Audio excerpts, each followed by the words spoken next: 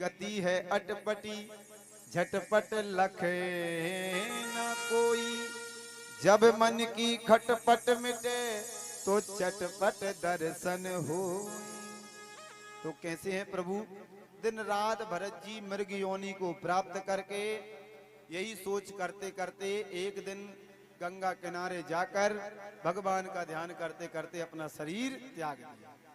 इसके पश्चात भरत जी महाराज ने पुनः जन्म लिया और जन्म होता है एक ब्राह्मण परिवार में। 5 भैया हैं, 4 बड़े भाई हैं, भरत जी सबसे छोटे हैं। पर वो कैसे हैं कि घर परिवार में जो भी कोई काम काज होता है तो भरत जी की कोई गिनती नहीं है घर में। कहते उनसे कुछ और हैं और वे करते कुछ और हैं। अर्थात जन्म से ही वे पागल बनने का नाटक करने लगे। बच्चों में मार देना, उठाकर कुछ भी फेंक देना, वस्तुओं को फेंकना, पेड़ों से जाकर बच्चों को बांध आना। तो लोग उन्हें पागल पागल कहते। घर वालों ने भी कहा कि इसमें बुद्धि कम है इसलिए उन्हें जड़ कहा गया। पर उनका भरत जी तो नाम था ही, तो जड़ भरत वह कहलाए। जड़ भरत की बहुत ही सुंदर कथा है ये। तो जड़ भरत जी जो बचपन से ही विवाह करने की सोची पिताजी ने कि इनका विवाह कर दिया जाए। तो भरत जी महाराज ने कहा कि अब ये विवाह करेंगे इसलिए घर से ही भाग चलो। भरत जी महाराज एक दिन अर्धरात्रि को घर से भाग गए, क्योंकि यदि विवाह होगा तो माया में फंस जाएंगे, इसलिए अब प्रभु की माया में हमें नहीं पड़ना है। भरत जी महाराज अवधूत वेश हैं। अब तो वह अर्धरात्रि को जैसे ही घर से निकले, जंगल में जाते जाते समय कुछ चोर डाकू मिल गए। कहा कि आज हमें हमारी काली माँ को बलि भी देना और ये बढ़िया मोटा हट्टा कट्टा मनुष्य मिला है, हम सब इसकी बलि का आयोजन करते हैं। तो जितने भी वे चोर डाकू थे सब मिलकर भरत जी की बलि चढ़ाने के लिए तैयारी, पूजा पाठ की आरती होने लगी। पंडा जी मंत्र पढ़ रहे हैं भद्रकाली के, काली कपाली भद्रकाली महाकाली। और भरत जी महाराज ने भगवान का ध्यान लगाया कि प्रभु मारने वाले आप हो, क्योंकि जल थल अग्नि आकाश पवन पर केवल उसकी सत्ता, हरि इच्छा के बिना यहाँ पर हिल न सके एक पत्ता। आपकी इच्छा के बिना इस संसार में कोई काम नहीं होता है। तो प्रभु मेरे ये प्राण यदि आज तक के ही हैं तो निकल जाएंगे, यदि आगे आपकी कृपा होगी तो जय जोई राम सोई राम। भरत जी महाराज तो अपनी आंखें बंद करके माता काली के आगे बैठ गए। और जो उन्हें लुटेरों ने, डाकुओं ने भरत जी की बलि चलाने के लिए अपने खड़ग हाथ में उठाए, उसी समय भद्रकाली प्रकट हो जाती हैं। एक एक करके समस्त चोरों का संहार कर भरत जी की रक्षा करती हैं। भरत जी महाराज हंसते हुए बाहर निकल आए। अब तो वह भगवान के और परम दृढ़ भक्त बन गए। कहा कि जो गलती पूर्व जन्म में हुई थी इस जन्म में ना हो जाए, इसलिए नित्य निरंतर वह भगवान का ही भजन करते रहते। ऐसे संतों को आत्माराम कहा जाता है। बाहर से तो ये पागल होने का नाटक करते हैं, पर अंदर से बहुत बड़े सिद्ध संत होते हैं। ऐसे सिद्ध संत मिलना बहुत ही कम है। तो अब एक दिन रास्ते में बैठे बैठे भजन कर रहे थे, तो राजा राहुगण नाम के बड़े प्रसिद्ध सत्संगी राजा थे, सत्संग के लिए जा रहे थे। तो कहर, 4 कहर लगते हैं पालकी में।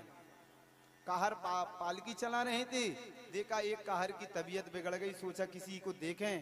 तो महाराज भरत जी बढ़िया सुंदर आसन पर बैठे बैठे दिखाई दिए कि हष्टपुष्ट शरीर वाला है, इसलिए भरत जी को ही पकड़कर उस पालकी में लगा दिया। अच्छा, भरत जी कैसे हैं? अहिंसा परमो धर्मा, एक चींटी भी इनके स्पर्श से न मारी जाए, ऐसे भरत जी महाराज हैं। अब पालकी में तो लगे हुए हैं, यदि रास्ते में कोई चींटा दिख जाए, चींटी आ जाए तो झट से एक छलांग लगा देते हैं। अब राहुगण का सिर ऊपर पालकी में टकराया। क्यों रे मूर्ख, क्या तुम्हें चलाना नहीं आता? क्या तुम्हें दिखाई नहीं देता? तो महाराज हमारी कोई गलती नहीं है, ये नया नया कहर आया है।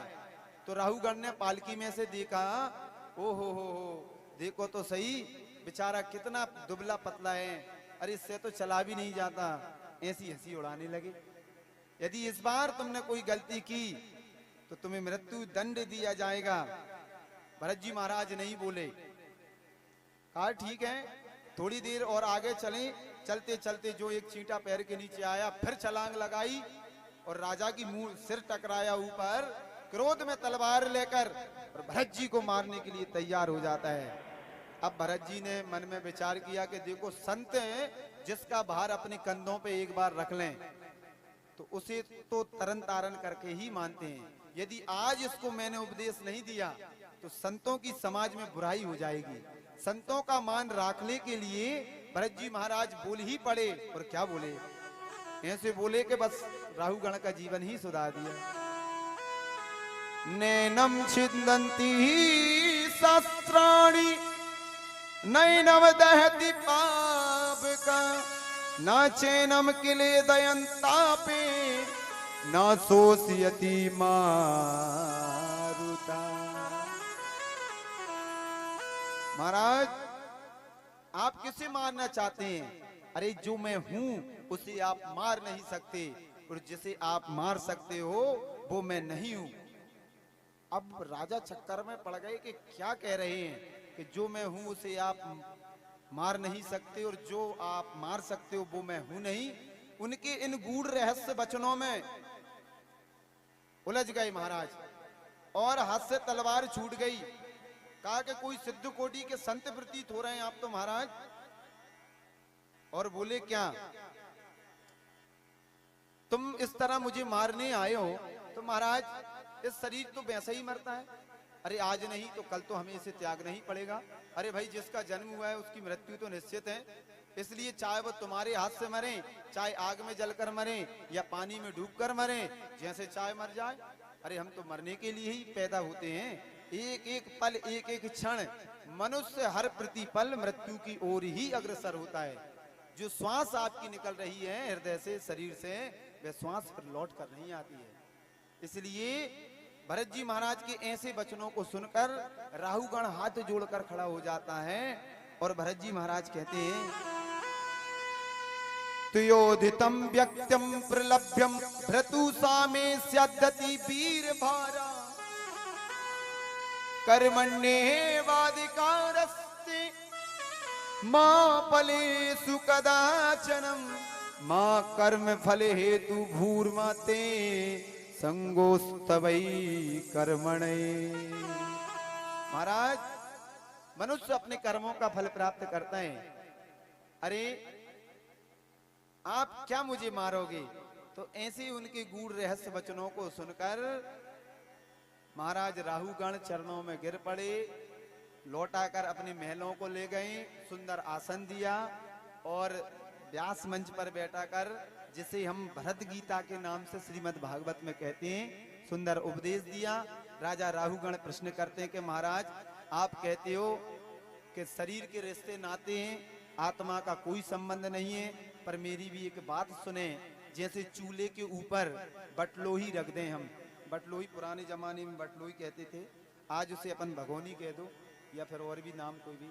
यदि चूल्हे के ऊपर बटलोही रखी हो जिसमें पानी गर्म होता है, आग नीचे जल रही है, बटलोही में आग लग रही है और उसमें अंदर जो पानी है वह तप रहा है। जब उस गर्म पानी में हम चावल डालते हैं तो वे क्यों उबल जाते हैं महाराज? क्योंकि आग का और चावल का तो कोई संबंध नहीं है, आग और चावल दूर हैं, फिर भी चावल उबल रहे हैं। तो राहुगण से कहा कि महाराज सुनो, अकोविदा कोविद वादनम बाधस्तो नाति विधा वरिष्ठम। महाराज तुम हो ज्ञानी पर मूर्खों की तरह बात कर रहे हो। धर्म दो प्रकार के होते हैं, एक लौकिक धर्म, एक पारलौकिक धर्म। जिसे हम धर्म कहते हैं, जैसे एक पिता का संबंध एक पुत्र के प्रति क्या है कि वे उसका लालन पालन करें, पिता शिक्षा दे, उसे बड़ा करें और समाज में प्रतिष्ठित करें। एक पुत्र का ये कर्तव्य है कि वे पिता की सेवा करें, और जहां तक, क्योंकि मातृ पितृ ऋण से कभी उरण नहीं होते, ये लौकिक धर्म के अंतर्गत आता है। सेवा करना, सत्कार करना, अतिथियों की पूजन करना, घर आए हुए अतिथियों को सम्मान देना, समाज में भगवान का भजन करना, पूजन करना, ये सब तुम्हारे लौकिक धर्म है। पर इससे बड़ा एक और धर्म है जिसे हम पारलौकिक धर्म कहते हैं। जैसे भरत जी को देखो, वो अपनी मैया को कितने अपशब्द बोले, कुल कलंकिनी है, तेरी मुंह में कीड़े क्यों नहीं पड़ गए, बर मांगत तेरे भई नहीं पीरा, गरी न जीव पड़े न कीरा। तो महाराज ये सब पारलौकिक धर्म के अंतर्गत हैं। परमात्मा से मिलने में यदि माँ भी तुमको रोकती है तो वह माँ भी, जो उस माँ को भी त्याग कर हम परमात्मा से मिल सकते हैं, वो पारलौकिक धर्म है। दूसरा मैं तुम्हें उदाहरण दूं, प्रहलाद जी, यदि कोई पिता का अपमान करें तो बहुत बड़ा पाप है लौकिक धर्म के अनुसार। पर देखिए प्रहलाद जी ने तो स्वयं अपने पिता हिरण्यकश्यप को मरवा दिया है, प्रभु से मिलने के लिए मरवाया, तो वह धर्म कहलाया, अधर्म नहीं। ऐसे ही विभीषण ने अपने भैया को त्यागा रावण को, सुग्रीव ने अपने भाई बाली को त्यागा। ये सब लौकिक धर्म से पारलौकिक धर्म की ओर गए तो इनको प्रतिष्ठा मिली। राजन तुम कहते हो ये आत्मा ईश्वर अंश जीव अविनाशी, चेतन अमल सहज सुख राशि, ये ईश्वर का ही एक अंश है हम सब, क्योंकि हम इस माया जाल में फंसकर अपने स्वयं के स्वरूप को भूल गए हैं और इस प्रभु की माया में पड़कर दर बदर चक्कर खाते हुए, ठोकरें खाते हुए फिर रहे हैं। और यदि प्रभु की इस माया से छुटकारा पाना है तो सबसे बड़ा सुख उस सन्यासी को है जो सब कुछ त्याग कर और वन में जाकर तप करता है। क्योंकि इन कर्मों की ग्रंथि ऐसे ही नहीं टूट जाती, कर्मों की ग्रंथि तभी टूटती है, तभी फटती है जब हमारे संबंध परमात्मा से जुड़ जाएं। संबंध जोड़ना जरूरी है। जैसे कि यदि कोई कलेक्टर साहब हैं, तुम डायरेक्ट जाकर उनसे मिलोगे तो उनके जो चपड़ासी वगैरह रहते हैं द्वार से ही भगा देंगे। यदि आप उनके रिश्तेदार हो, फूफा जी हो, मामा जी हो, जो भी हो आप, तो पहले तो आप घर जाओगे सीधे, आपका स्वागत सत्कार होगा और आपका काम भी होगा। ऐसे ही यदि आप परमात्मा से रिश्तेदारी कर लो, यदि चाहे उन्हें पिता बना लो, भाई बनाओ या उन्हें मित्र बनाओ, जिस रूप में पूजो उस रूप में परमात्मा है। यदि आपकी रिश्तेदारी परमात्मा से जुड़ जाएगी, भगवान से, ठाकुर जी से जुड़ेगी, तो निश्चित ही आपके ऊपर प्रभु कृपा करेंगे और जल्दी कृपा करेंगे। तो भगवान से अवश्य किसी न किसी रूप में हमें जुड़े रहना चाहिए। तो ऐसा सुंदर उपदेश राजा राहुगण को भरत जी ने प्रदान किया और मनुष्यों को उनके कर्मों के अनुसार कौन कौन सी गतियां प्राप्त होती हैं और अंत में जो मनुष्य जैसे कर्म करता है वैसा वैसा उसे फल प्राप्त होता है। और यदि वह इस जन्म में कर्म नहीं करता है तो मरने के बाद उसको नरक में भोगना पड़ता है। तो राजा राहुगण ने पूछा कि प्रभु आप एक बात बताइए, नरकों का नाम तो हमने सुना है, पर ये नरक होते कितने प्रकार के हैं? तो भरत जी महाराज कहते हैं,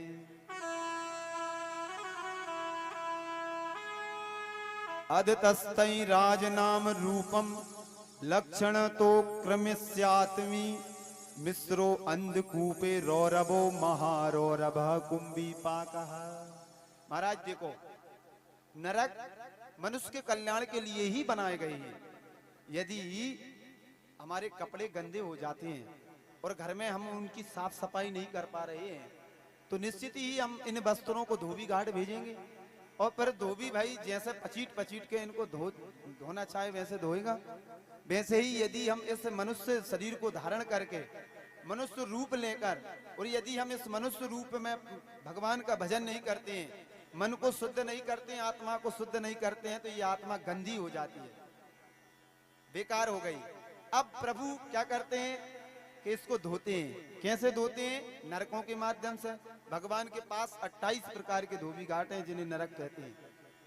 जैसे तस्मिन अंध तस्मिन रौरभ महारौरभ कुंभी पाक काल सूत्र असी पत्रवन सूकर मुख अंधकूप कृमि भोजन संदर्श तस्मिन वज्रकंटक बैतरणी पयोद प्राणशोध व्यसन लाला भक्ष आदि आदि, ऐसे ये 28 प्रकार के नरक हैं। महाराज जो घर आए अतिथियों को भोजन नहीं कराता है और उनको देखकर मन में ये सोचता है कि कहां से आ गए, माताएं ध्यान रखें, तो वे कौन से नरक में जाएंगी जो अतिथियों को भोजन नहीं कराते? वे जाते हैं तस्मिन नरक में, जहां की भूमि तांबे की तरह तपी हुई रहती है और उस तपी हुई भूमि को मनुष्य को पटक कर उस पर कोड़े बरसाए जाते हैं जो अतिथियों का सत्कार नहीं करता।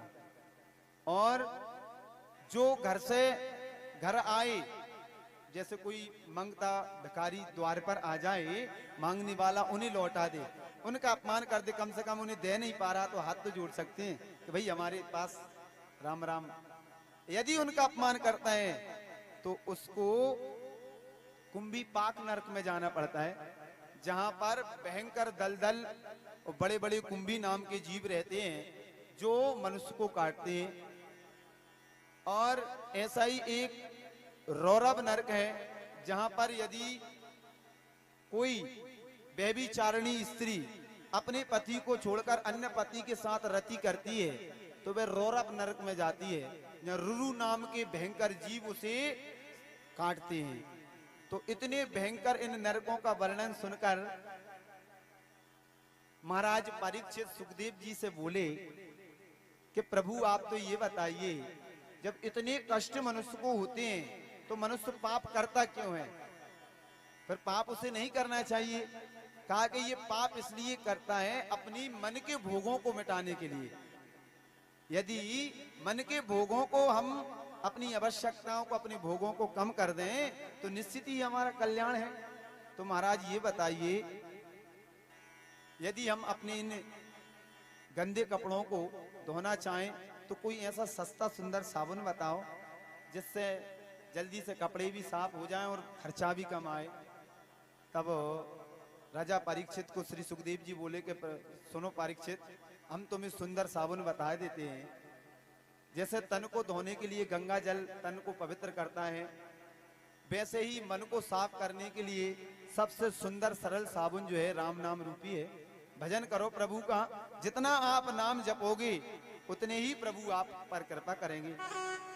और क्योंकि सुमर पवन सुत पावन नामू अपने बस कर राखे राम। नामे प्रभाव जाने से बिनी को,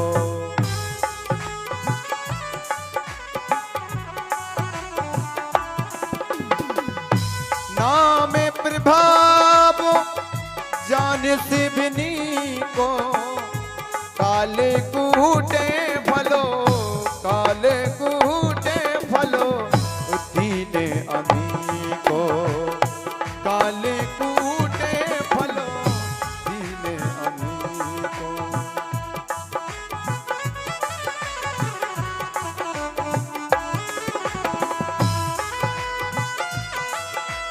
ओ कलियुग के बलो नामे आधारा, कलियुग के बल नामे आधारा, सुमारे सुमारे नर, सुमारे सुमारे नर उतरा है पारा।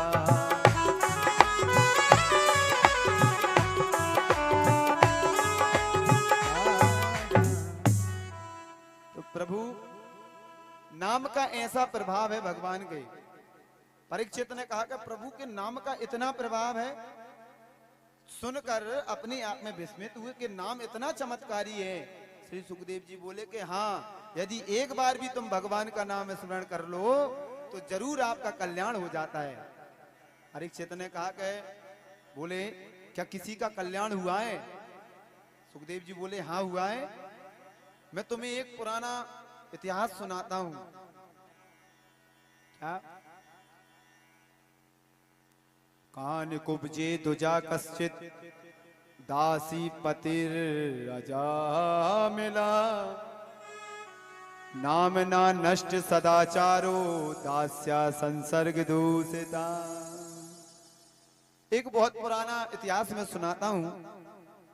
कान्य कुब्ज नगर अर्थात कन्नौज में एक बहुत ही संस्कारी, शिष्टाचारी, वेद पाठों का परिपूर्ण ब्राह्मण जिसका नाम है अजामिल रहता था।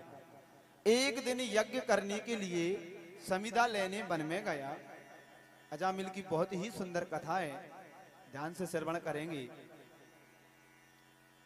तो अजामिल कैसा है? वन में समिधा लेने जाता है, प्रतिदिन समिधा लाना उसका